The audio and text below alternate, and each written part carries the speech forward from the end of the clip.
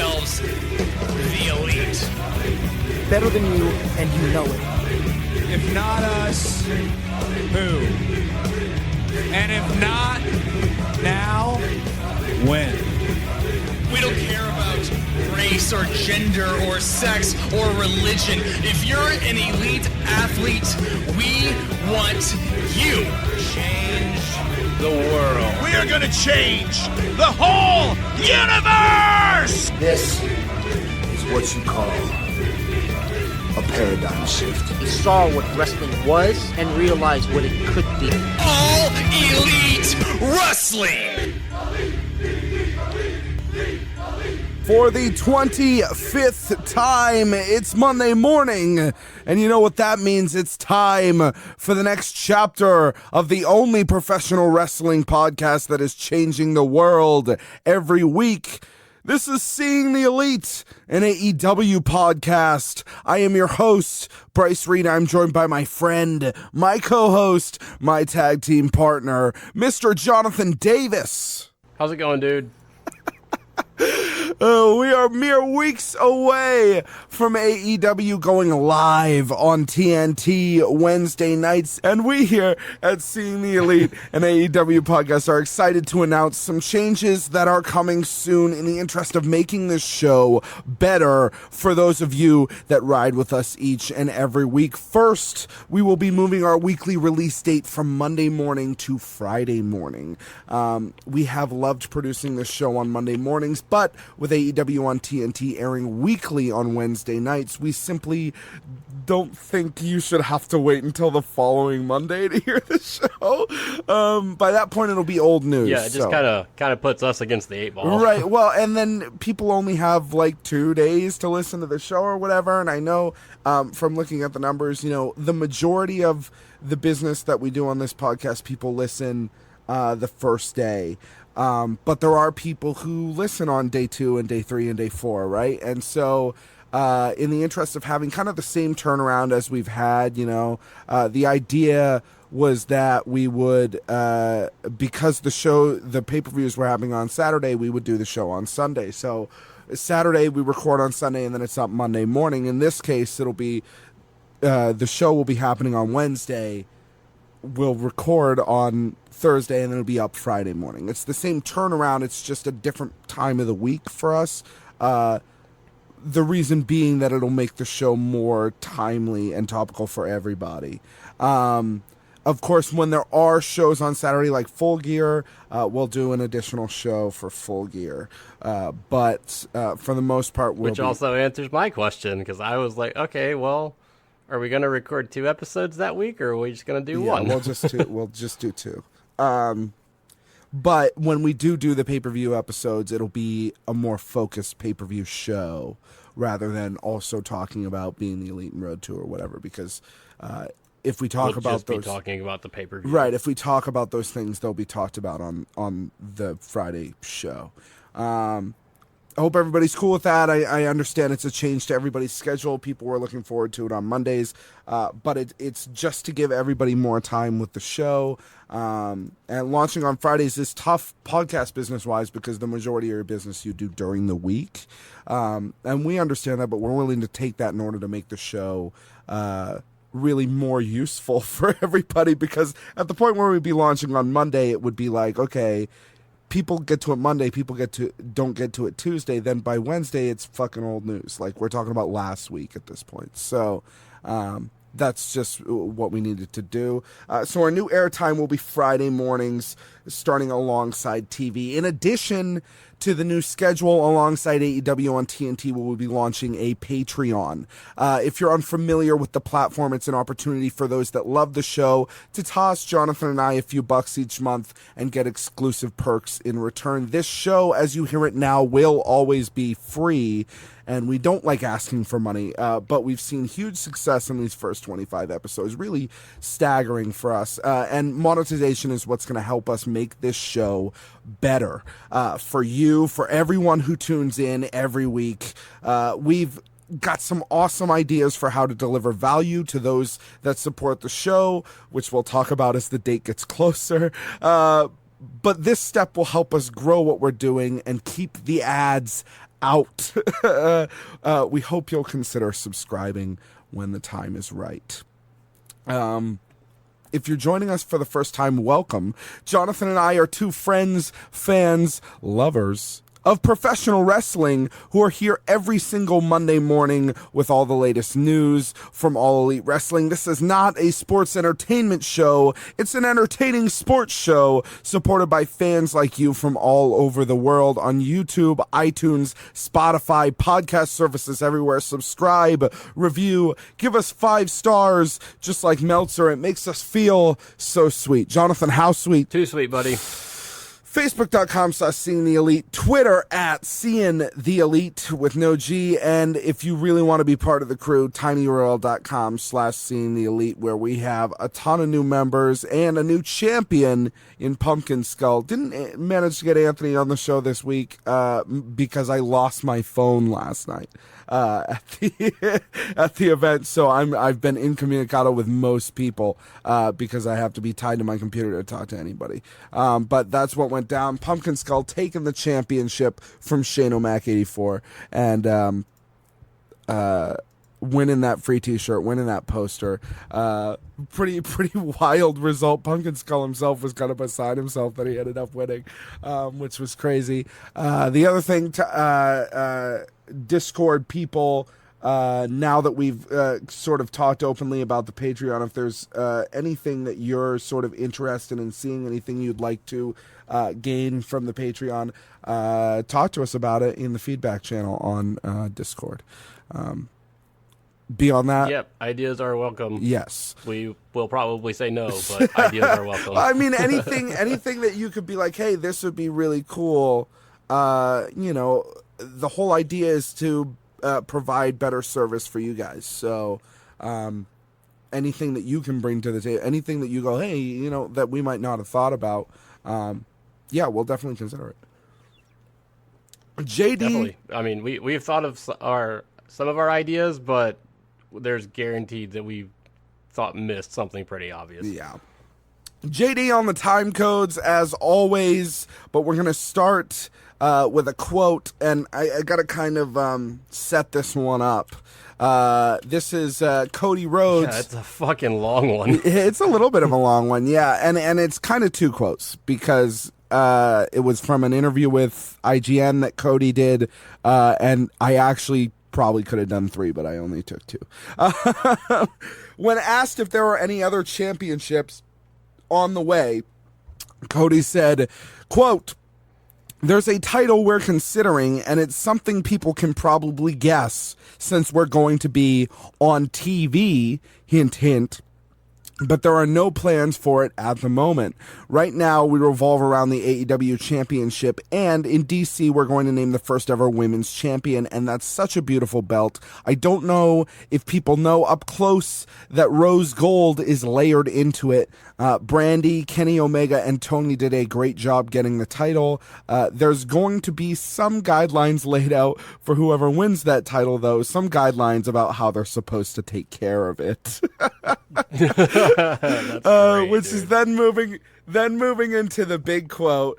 Quote, "It's all intact. There's no damage to it," which was my biggest concern because myself and Matt Jackson are the ones who ordered this title, who painstakingly tried to cover as many details as we could because we wanted it to be a really special championship belt. So I was not stoked when I found out it was gone, and the mystery will remain a mystery, I suppose, of what happened. Was it grand larceny? Did someone just put it on the roof? We don't know. I'm glad it was found. Stuff happens. Jericho's like a 60-year vet, one of the greatest of all time. This isn't his first rodeo, and he did everything he could to get it back. Thankfully, it's back in the champion's hands. End quote. The end of that is like, oh yeah, man, he's like a fucking old man. He doesn't know what the fuck he's doing. Yeah. He turned it into it being a nice thing that he was saying. He's like a 60-year-old vet, and then changed it into being like, so he's been like he knows what he's doing. But it was kind of a dig at first. Oh yeah, it was a big dig. It was like, oh yeah, He's an old man. He's a senile old man and he lost track of the belt. So that's kind of the big subject for this week. And I guess I want to say here, although I have it written later in the document, Road to TNT happened this week. It's 100% just a clip show. Yeah. So we're not going to cover it here. So I moved Being the Elite to the end of the show. We're going to do it at the end of the show. Before then, though, we got to talk about... It's funny because I got kind of two articles here about this Chris Jericho losing the belt thing. And I want to present both of them because they kind of show both sides of the story, which is really interesting. First, from Luis Paez Pumar for Deadspin, Chris Jericho's stolen title belt saga. Leave it to Chris Jericho to make himself the biggest story in professional wrestling by virtue of partying too hard. The 48-year-old legend won the inaugural All Elite Wrestling World Heavyweight Championship at the company's All Out pay-per-view on Saturday, defeating Hangman Adam Page in a solid, if unspectacular, main event. Much better than the match was Jericho's post-show rant, which quickly went from a traditional heel wrestler brag to heartfelt complaints about supermarket salami and, well, a meme in the making. While a little bit of the bubbly made such a splash that Jericho and AEW immediately put out shirts with the phrase on it, the Instant Classic promo is only where the story of Jericho's week begins. News emerged later in the week that the new champion had already lost the title belt, possibly while drunk and definitely at a Longhorn Steakhouse in Tallahassee, Florida. If that's not some strong divorced dad energy, I don't know what is. Jeremy Renner, take notes. I want to say, Luis, the writing of this article is amazing. It really is. Go ahead. As well as just the tweets that we've been seeing, like, as this happened. Oh man, you can like it's been so great because like you could tell like the Bucks and Cody and everyone, they're pissed as hell, but they're like, you know what, fuck it, let's roll with it. Let's troll Jericho while we're at it. And then like Cracker Barrel got involved. Arby's got involved. We're now at the other end of it. Yeah. Arby's said, "Hey, we got some cardboard. We can make you a new championship." And Chris Jericho sent back, "Save the cardboard for making your sandwiches." We're kind of on the other end of it now. But during the week, it was just like, "What is this? Is this a work?" Yeah, man, because it had come out right after Being the Elite had come out. Was when we kind of got wind of this. And Being the Elite ends on this sort of ominous note with Hangman Page. And then suddenly the belt's been stolen, right? It's like, what the fuck is going on? Now it appears as though, like, this legitimately happened. Yeah. And they just rolled it into promos and shit like that from Jericho, so.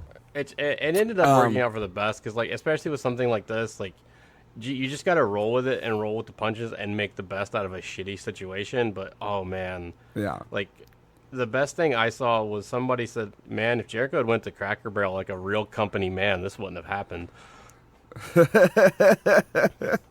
The article continues. In reality, Jericho didn't so much lose the belt as have it stolen, as confirmed by a police report filed with the Tallahassee Police Department. On Sunday night, Jericho, in his typical late-period heel persona, shot a promo on the unknown thief from a hot tub, as one does. The story only got weirder and more pro-wrestling-y on Wednesday when Tallahassee PD posted a photo of the belt on Facebook, saying that it was found. That post quickly shared by AEW Twitter account, seemingly closing the case, only for one reporter, Jeffrey Burlew, to note that the post was deleted from the police department's Facebook. AEW's tweet was subsequently also deleted, and Burlew said that upon calling Tallahassee PD, he was told that the search for the belt was still, quote, open and active, end quote. All's well that ends well, though.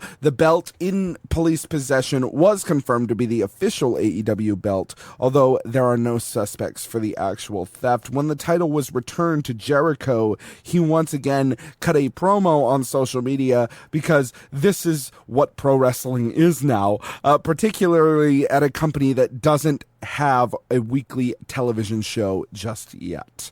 If the stranglehold Jericho and his stolen belt have over the wrestling discord for the better part of the week is any indication, WWE will need all the help it can get. NXT's new direction to point to a new era of professional wrestling, or at least one in which WWE will have to compete with a promotion that's scrappier, goofier, and maybe a little bit savvier. WWE still has the edge in star power, but you never know when the bubbly will pop. Wild speculation as to what exactly happened, whether this was simply left on the roof for the trunk and fell off, which would be a real senior moment for Jericho. Whether this was stolen, people didn't realize what it was and then discarded it because it was found in the street. So many kind of interesting things that could have happened here, but the heat got on it pretty quickly. So. It definitely did. My theory was like it's either he put it on the top of the car and he just slipped his mind, or my theory is like whoever took this. This is dope. And then when the police reports got filed and they saw how long that they would be in prison because this was considered grand larceny because it's intellectual property, it's worth over $30,000. Value of the belt, not the belt that much, itself is worth $30,000. Well, the belt itself is worth $30,000. The belt itself is honestly worth about $5,000, but because it is intellectual property, makes it so much more. That's 30 years in prison plus like a $15,000 fine. So my thing is like they realize that and they're like, you know what? I'm out. Throw this somewhere. We can't get caught with it. Well, let's talk about the man who found it.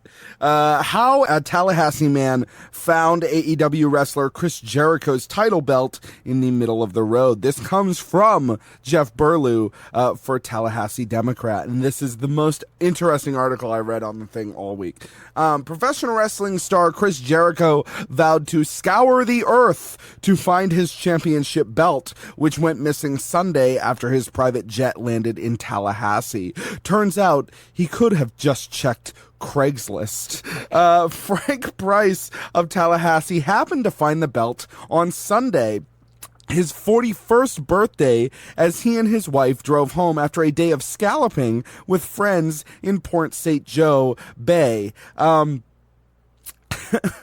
It was a present of sorts that he never asked for or wanted, one that would plunge him in the middle of a pro wrestling world intrigue and drama. Quote, "It's pretty comical," Price said. "It's like the start of a great screenplay. This story could have gone in so many ways, so many funny directions. There are so many funny twists on it."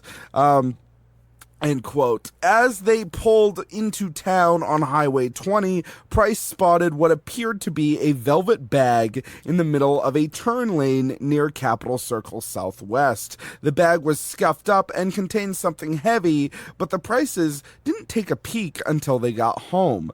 When he finally opened the bag, he couldn't believe his eyes. Quote, "I think I said something like, 'Whoa, it's a huge wrestling belt. Check this out. I never would have guessed that if I had a lifetime of guesses,'" end quote.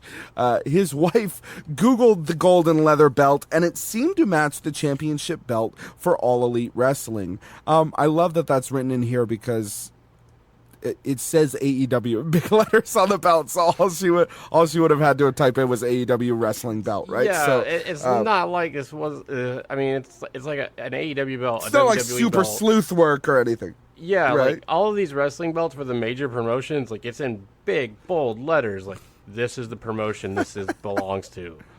I mean, come on. Like I don't know. I if I had found it, I was like, oh, cool, man, someone lost a replica, but like. Right, sure which is what they did. Having felt it, like, no, this is not a replica. I mean, if you're outside of pro wrestling, you really wouldn't know. There were knockoffs for sale on eBay. The prices never dreamed it was the real deal. Quote, at the time, there was nothing in the news about anything being lost or stolen, said Price, assistant director of the Florida Natural Areas Inventory at Florida State University. So we thought it was just a replica or a costume or something like that, end quote.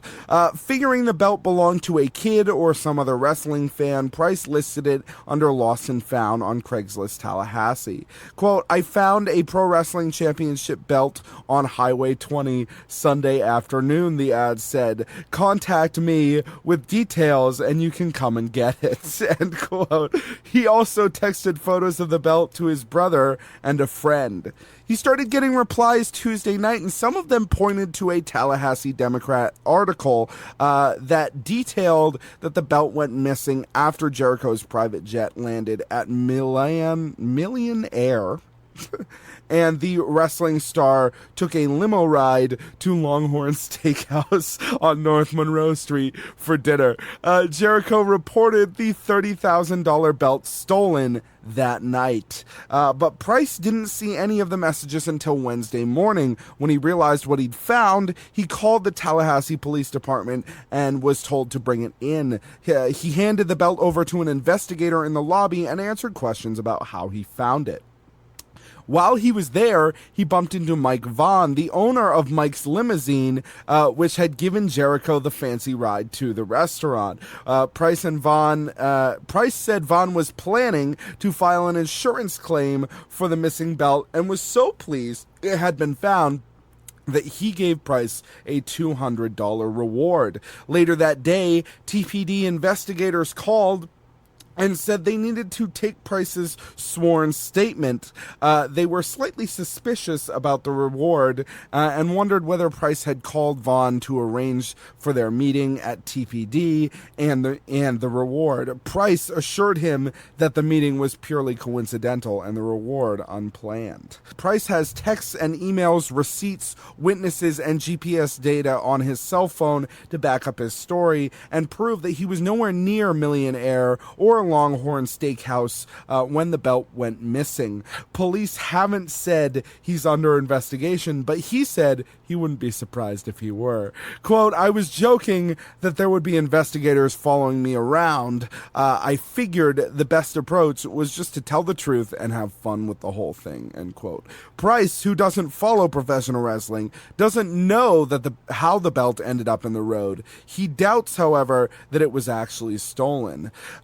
Quote, I think what happened was just that they set it on the trunk of the limo and it just fell off, he said. The only other possibility is that it was part of a pro wrestling plot setup. They need all the publicity they can get, end quote. Price with the fucking digs at the end of the article. Come on, man. I mean, he's not wrong. Publicity, right? Still, man. What the fuck?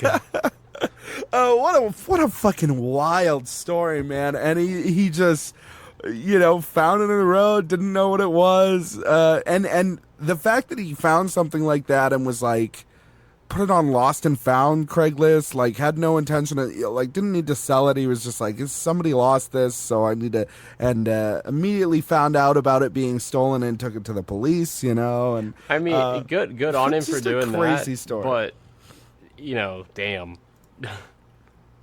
I mean, I kind of see both sides. It does look a little suspicious, but at the same time, I think it's fine.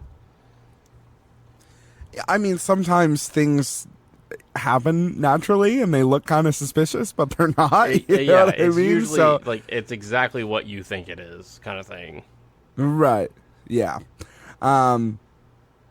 Just a wild and crazy story, and good on AEW for immediately turning it into a storyline. Not trying to ignore it. Like, Jericho's promo came out basically as soon as we'd heard anything about the police report or anything like that, Jericho's promo was up. Which, it doesn't, all he had to do was find a hot tub and a bottle of champagne and fucking he's good to go. Shoot this delusional promo about his title belt being stolen. I think the idea that it was stolen at this point, after reading that article, is a little it probably wasn't. because of where he said he just found it in a turn lane. I mean, unless it was nowhere near Millionaire, right? It's possible. Which maybe it wasn't, but yeah, I don't know, man. At this point, I don't really know. It could be either he lost it or he didn't lose it. It is what it is. I can see why he would say he lost it. It looks better on him. But, well, and it's more the character, right? The character wouldn't admit that he lost the fucking title belt. No, right? he would be somebody. saying, like, somebody must have stolen it. Yeah, who would ever do that to me?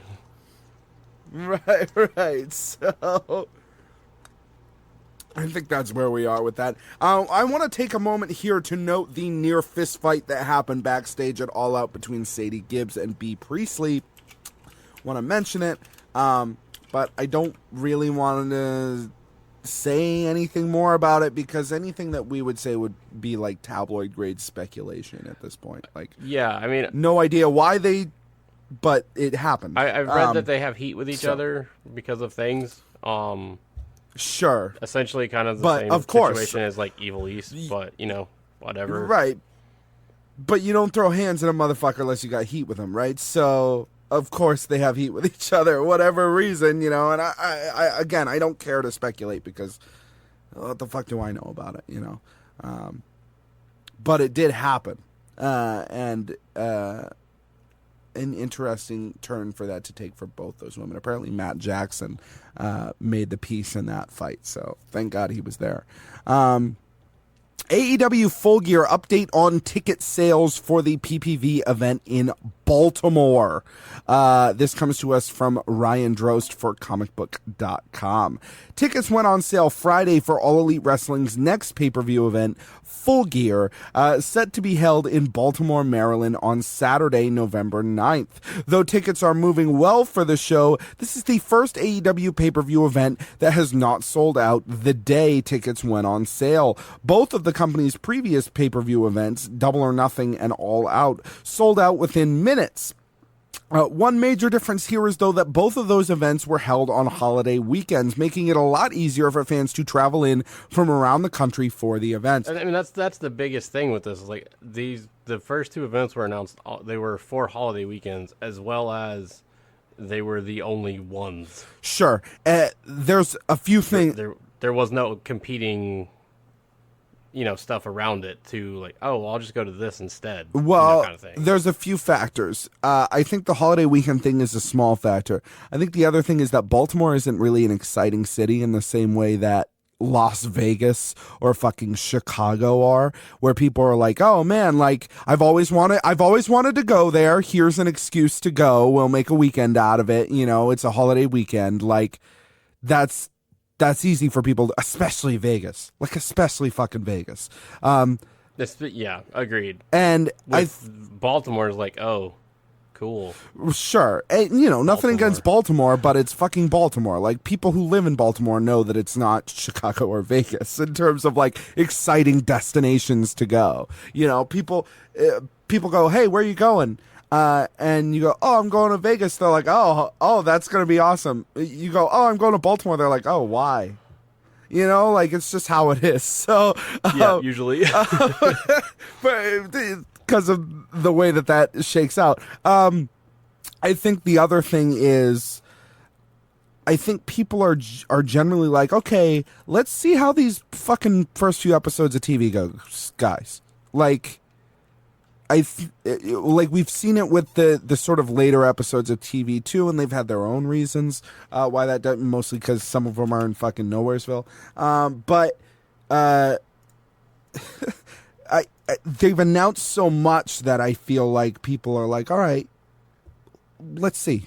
I want to see what's going to happen here. Yeah, and then if you're building something great, then I'll buy tickets in fucking Baltimore. But if not, then we're in a different place, right? And I think people are kind of okay, letting the chips fall now and then deciding if they're going to go, as opposed to, Double or Nothing was their first ever event. We didn't know what was going to happen, right? All Out was the sequel to All In, which was, a momentous occasion in the history of pro wrestling, and people had to be there, right? Full Gear is is Full Gear. It's the next one, right? So I think people are generally That's just pretty much it. waiting to see it shake out. 2 matches so far have been announced for the event. Kenny Omega versus Jon Moxley, a bout that was originally scheduled for AEW All Out until Moxley had to pull out of the event due to a medical situation, as well as Cody Rhodes challenging Chris Jericho for the AEW World Heavyweight Championship. Here's an editor's note from me, a quote from Cody from the IGN article. He says, quote, "This is one of the positive uses of cards subject to change. I'm coming off a win over Dustin, one of the best of all time. I'm coming off a win over Sean Spears, who's an absolute stud. There were 2 huge wins, so me going for the title makes all the sense in the world, but it may not end up being me versus Chris Jericho, because Chris Jericho still has a title defense before that in Philadelphia, and it may not be me if I take a loss to Sammy Guevara in the premiere episode. I think Chris Jericho is probably going to get through his first title defense, but if he doesn't, we're going to stick to our word about win-loss records being a deciding factor. It's really about the data and who has the best record. So this is really interesting. I think that's a good way to do it, man. Yeah. As speculated, this is really interesting. So it's not Cody versus Chris Jericho. It's Cody getting a title shot right now because he has the best record. But if that changes, someone else will be moved into that position. In the same way that if the title belt changes, we don't still have Cody versus Chris Jericho necessarily. We have now Cody versus whoever is gonna be the champion at the time, right? Which will probably still be Jericho, because I don't think they'd put it on him just to take it off immediately. But who knows? No, I agree. I think with this, it's gonna we're card subject to change, but realistically, it probably won't. Yeah, to be I don't know who it would be. Who it would be if Otherwise, not him? Yeah, I got nothing. If he maybe there's some. It's maybe if we looked at I know there's a win-loss record. There's like a fan site that tracks the win-loss records that I don't have written here, but maybe there is. I think the only other thing maybe is just see how the first couple episodes of TV shake out. Yeah. But even still, I think the only real people with like a true real positive record are like Hangman, Pac. I got nothing. Early AEW pay-per-view buy rates revealed. This comes to us from Ian Carey for sportsentertainmentscoops.com, SEScoops.com. Early buy rate numbers are in for AEW's All Out pay-per-view last weekend in Chicago. The pay-per-view is trending stronger than AEW's last pay-per-view in terms of streaming purchases, but has seen a decrease on traditional pay-per-view, according to a report from the Wrestling Observer newsletter. Quote, U.S. television pay-per-view looks to be about 28,000 buys. Double or Nothing, as of a few days after, was closer to 35,000 buys and ended up at 39,000, wrote Dave Meltzer regarding traditional pay-per-view buys for the show. The report also noted, however, that streaming pay-per-view purchases were up compared to Double or Nothing, but they don't know by how much yet. Purchases of the pay-per-view on Fight were said to be down. This was later proven not true. Fight came out and said, they were up. We don't know by how much. IPPV in the UK numbers were said to have increased from the last show.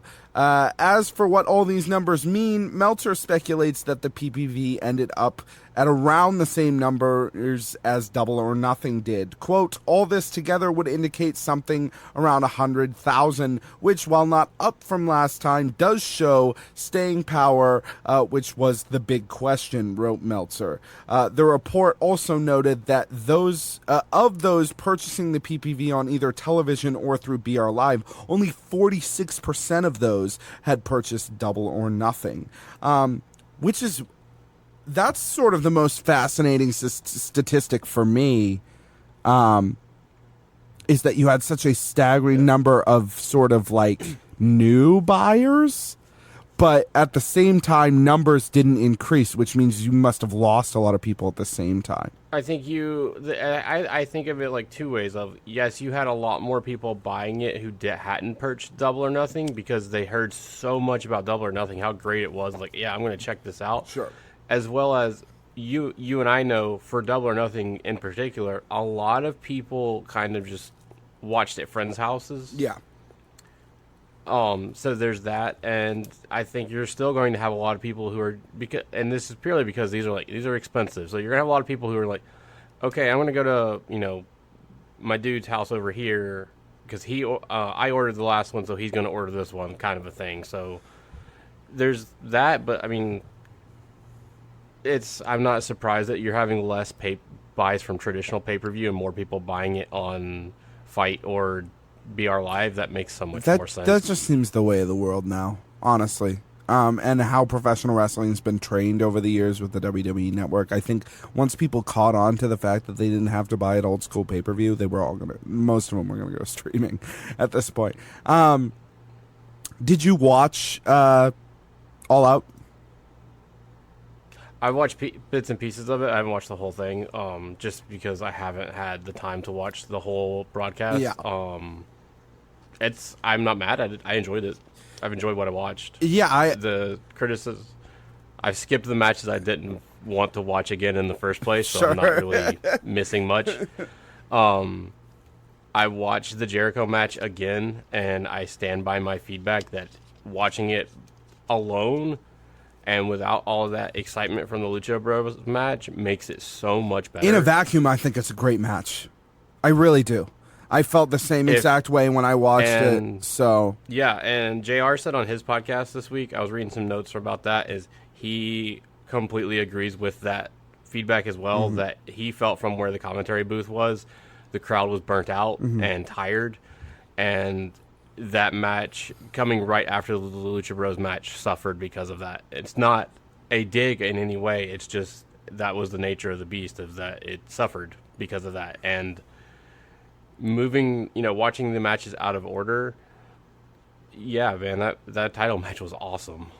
the title match was awesome. I mean, but the fucking ladder match was unbelievable too. You know what I mean? Like, nothing against the ladder match. I just think it should have gone earlier in the night. Not as a dig to how important it was, just because of how hype it was. Like, open with that fucking match. You know what I mean? And fucking. Yeah, I mean, it's not like you're going from, like, a steak to McDonald's. It was more like you're going from, like, a Kobe beef to a very well-prepped, aged ribeye. It's like there's not... they're both great matches, but clearly the Kobe beef wins because that's the superior cut of meat. I think you're just mixing uppers and downers, really, at that point.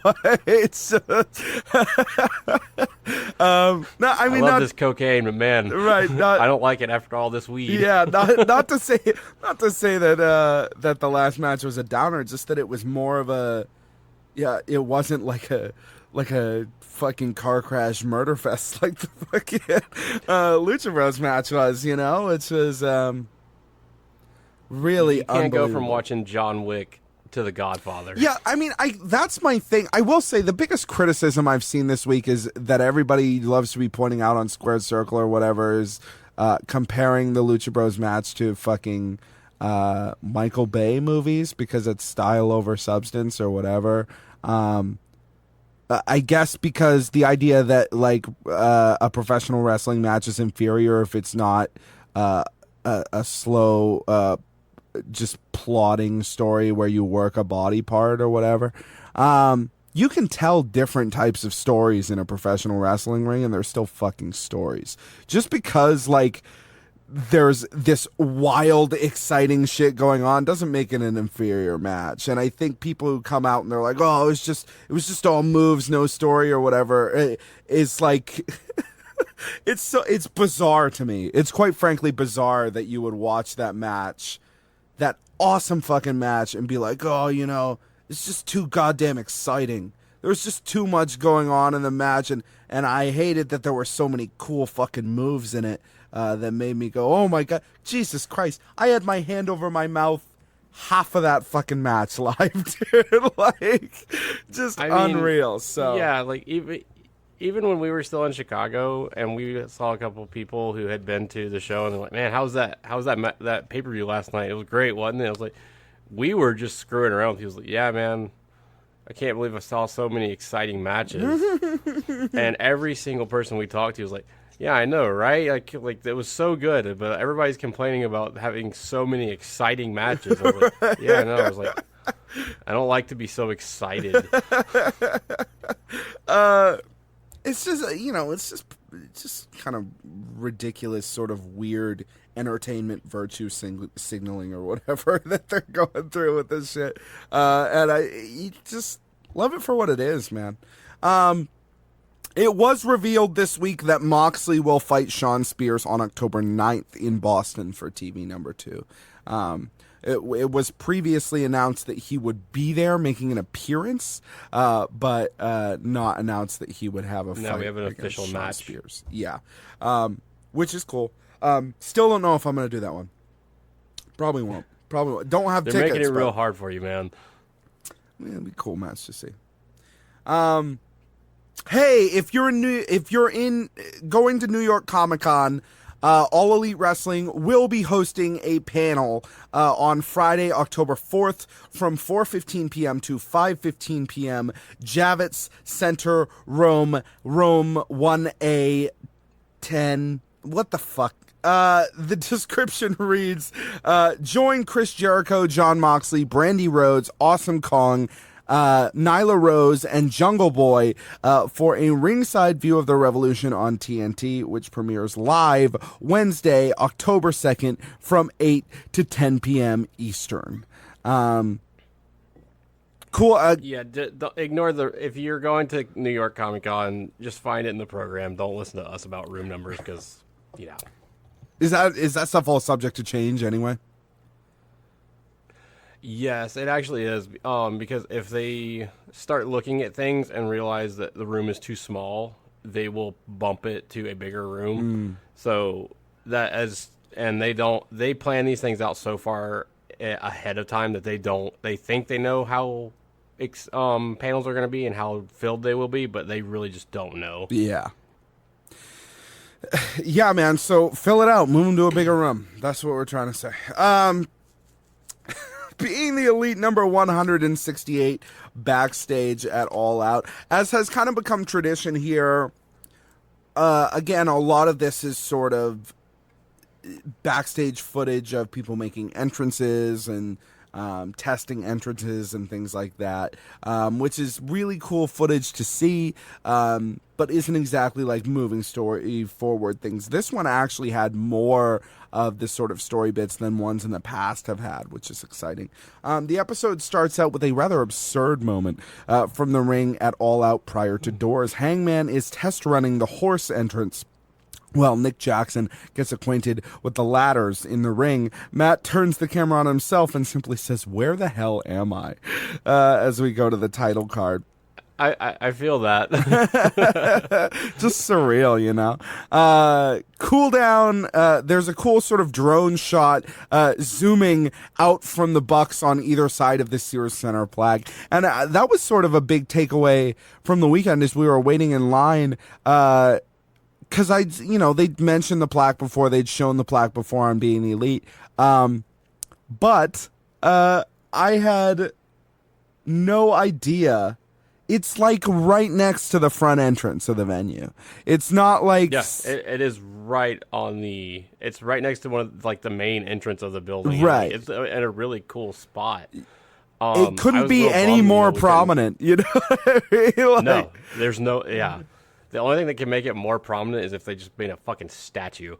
I was a little bummed, we couldn't get our picture with it because of just how lines were. Yeah. And it's just a small thing, but it's really cool how they have that plaque just right there, right as you walk in. And for people coming to basketball games, I'm sure they're like, the fuck is All In? Well, they got a banner, too. This Yeah, week. they do. They got a It's- championship banner. It's the kind of the things that you don't expect to see in an arena. It's awesome, man. I love it that they were able to do this and get those done for them. Hey, man, like, I think the Sears Center understands that business could go to Allstate pretty easily, and in some cases, arguably should have gone there, but.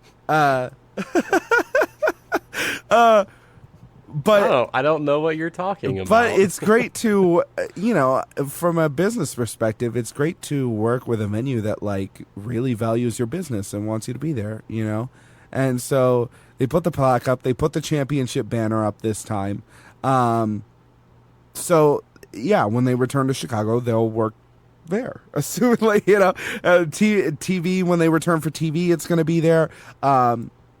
No, they've only said they're going to return to Chicago every Labor Day weekend. So who knows where it'll be next year, but probably, I would imagine, at Sears Center at this point. Just because it's become I would assume the Sears Center, but yeah, but I'm also kind of expecting if the growth continues this way, then they may just be like, yeah, we want to be at the Sears Center, but we can't. And who knows how big it'll be, At the point where, like, the only way I can see them at this point leaving Sears Center is if they're going someplace even fucking bigger than the other Allstate. Just because, it would have to be somewhere like Wrigley. Yeah, if they're going to Wrigley, then yeah, that's a different thing. You know what I mean? But because Allstate really isn't that much bigger, it's just easier to get to. Right. So I guess the only story we want to tell from last week was that we didn't. There was a fellow in the airport working behind the desk in the airport who asked us about the show, which was really cool. And we talked to him about the show for a while, and then he graciously bumped us up to Economy Plus as before we boarded the plane, which was awesome. And I forgot Jonathan wasn't here for this. And he was like, "Are you fine being in an exit row?" And I've never been in an exit row before. Dude, I am fine being in an exit row. I was like, yeah, it's fine. Yeah, I have a lot of friends that travel a lot who will only sit in the exit row because you get a cheaper seat with all of the bonus legroom. Yeah, like a ton of extra legroom. And so because it was. Now, I get the feeling Economy Plus is just what economy used to be, and now they charge more for it. But the exit row was great because they come by the exit row and they're like, hey, we just need verbal confirmation that you're all right performing the functions of an exit row member. And I'm like, okay. And I read the pamphlet, and the pamphlet is like, the exit row people might have to pull this tab and open the door after the plane crashes or whatever. And I'm like, that's it? That I might have to open a door if one of these 6 other people doesn't get to it beforehand? Okay. I think I could handle that. Probably also have more things to worry about at that point, but yeah. Right. So I just I was like, yes, I will take the exit row, and if it's ever offered to me again, I will take the exit row because I'm okay with that. I understand some people wouldn't want to be that close to the door. You're not allowed to have children there, obviously, because you can just pull on that fucking handle because it's red and shit, right? But some people don't trust themselves to be that close to the door, but I was fine with it, and I was like, oh, nice, actually having like human-sized legroom on this airplane, which is cool. Into a Bucks meet and greet montage in the episode. The Bucks admit that 24 hours ahead of the show, they're not really feeling ready for it, but they hope that they'll be ready when the time comes. Next, the Bucks talk to Hangman, who, despite being told no, had gone out the day before and, quote, did some cowboy shit, end quote, rustled up a couple of horses. Matt uses his EVP powers and says, you know what? It's cleared. Hangman says, okay, I was going to do it anyway. The best part of that was also just like, oh well, it's just TK's money. He won't care. Like, oh man. Long Shot followed a security guy riding the horse along the designated path, followed by an entrance test for Cody. It is really interesting. Like the horse came out of the back of the truck, and then it was maybe 30 yards or whatever that he had to walk out to where he walks in the arena, and then walk it back. Like it. So when they say the horse was out of the arena before they fired the pyro, I fucking believe it, because it was. Yeah, I also believe it.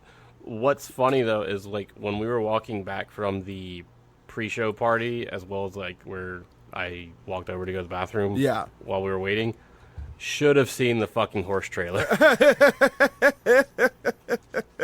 But you just, I guess you're just not thinking about it. You know what I mean? At the time. No, not thinking about it, and just like, and that's whatever. It's production truck.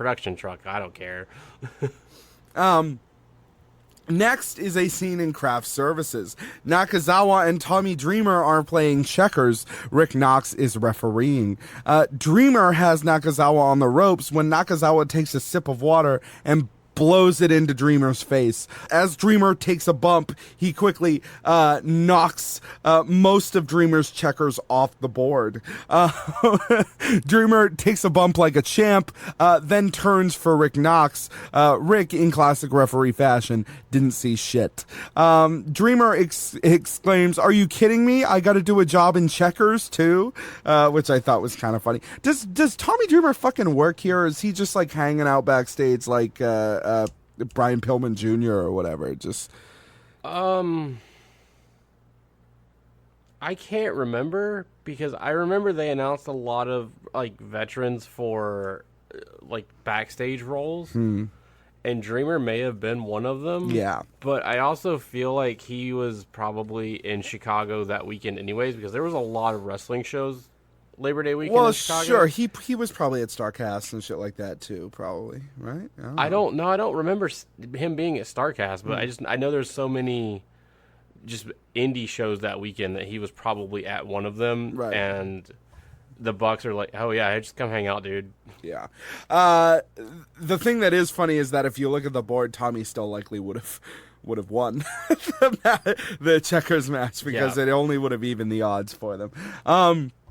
Back to the horse trailer with Hangman in full gear, and quote, "And then I said, why the long face? Ha ha ha ha." Kip Sabian enters. The Hangman introduces Kip to his new friend, Hunter Horse Helmsley, which was hilarious. AEW, of course, posted a graphic of signing Hunter Horse Helmsley. I thought it was great. Kip wishes Hangman good luck in his match against Jericho. Hangman says that this time he doesn't even think it will take him 19 minutes, and both men stare into the camera lens. Hindsight being 2020, this one was tough to watch. Backstage, Luchasaurus is looking everywhere for Jungle Boy. He finds Jungle Boy atop a washing machine, his hands upon a power box. So this scene right here made the whole episode for me because of how they tied it into everything else. Fucking amazing, dude. Jungle Boy has this mischievous smile across his face. Luchasaurus begs Jungle Boy not to do it, but that only makes him want to do it more. Jungle Boy flips the switch, and that's why the power went out when Orange Cassidy arrived at All Out. I thought it was great. A short montage followed by a funny little bit with the librarians. Leva is just stoked. She's like, "This is our moment." Peter says, "I cannot believe they still have us doing this." Such a good line, dude. Yeah. More montage, and then some sort of bits from stand-ups It's worth going and watching the stand-ups for this one, Tony Khan's most notably. The other stand-ups, you could kind of take or leave. Hangman's was really short. Young Bucks is probably the other one that's kind of interesting to watch. But definitely go and watch Tony's. Tony's is long, too. Tony's like fucking 40 minutes of stand-ups after this thing. So that's pretty wild. Yeah, it was like 30, 45 minutes or something. Yeah. Next, we see the BTE version of the Jericho post-show walkabout. It's just as funny from this angle, where it's even easier to see some of the guys that he's yelling at. Like he says, "Nice hair, idiot!" Right to Brian Pillman Jr. So, just being able to see more of the guys that he's yelling at is pretty funny.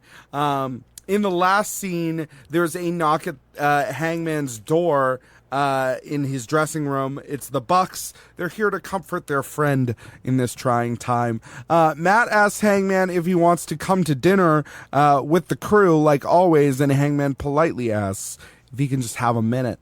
The Bucks allow it, reiterating that they thought he did a great job as they exit, and Hangman sits in his dressing room and works through his disappointment alone. That's the end of the episode, and really interesting to see where they're going to go with Hangman after this.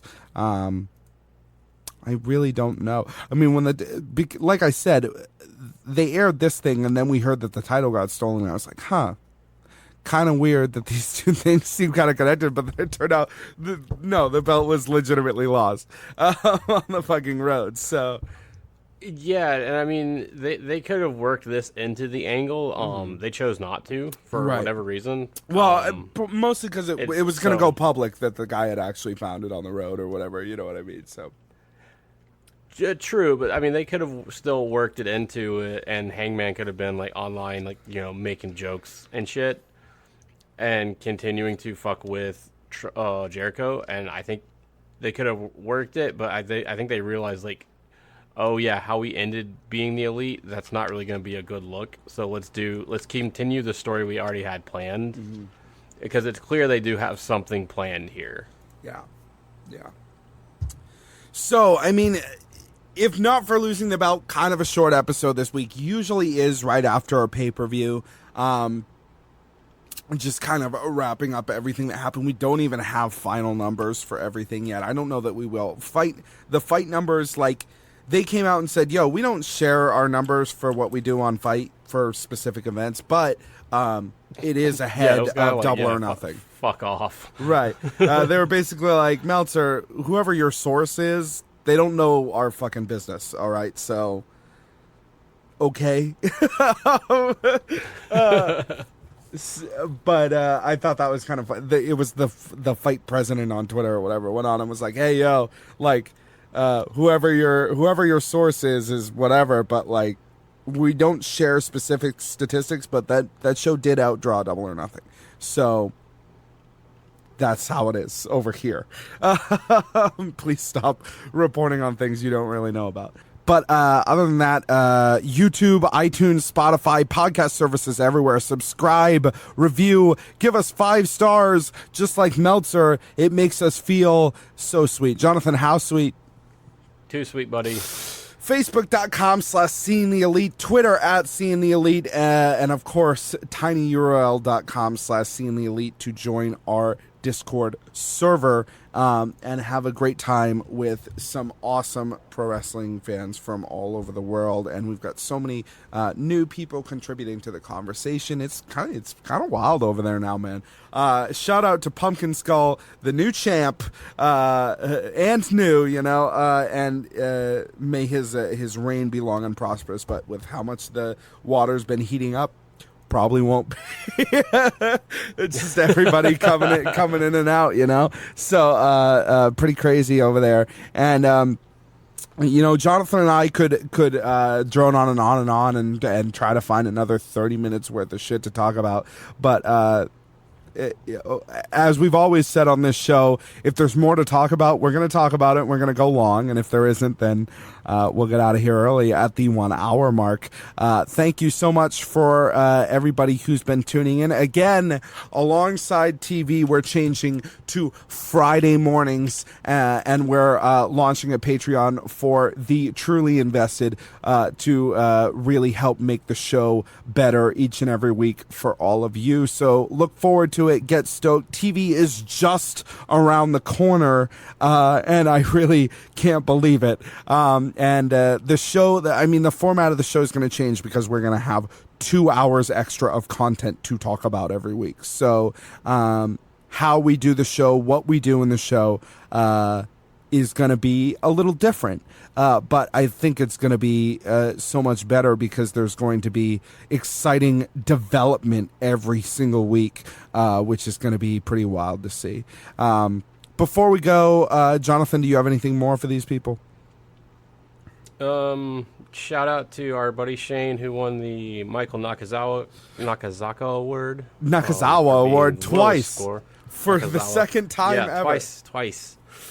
There's that. You and I, our record ended up being even for the weekend because I beat you in picks. You won on scorecards. Yep. Whatever. Go give your brother his belt back already. He said he was going to come and get it. I'm not walking a mile and a half to his house with a fucking wrestling belt around my neck, okay? So he said he was going to come and get it. Waist, but yeah. And me personally, I don't think you're ever getting that mask back. Yeah, probably not, but it's okay because it wasn't a good one anyway. It's fine. Right. I don't play no game I can't lose, right? So It's like you can't be fooled. Right. Cannot be fooled. Cannot be fooled. Other than that, before people go, I watched John Wick 3 last night. Or the night before, actually. Wow. Oh, man. What a series. If you haven't seen John Wick 1, 2, and 3, go and watch those movies because they're unreal, man. And really just like the perfection. Like Lionsgate's been making these fucking movies, right, with Jason Statham forever. This is like the perfection of that formula where like they finally got the tone right. They finally got the like there's more going on here part of it correct. And as much as I love Jason Statham, I think Keanu Reeves' characterization is far more compelling. And so it's kind of like the ultimate Lionsgate movie series, right? And it makes sense. I thought it was fantastic.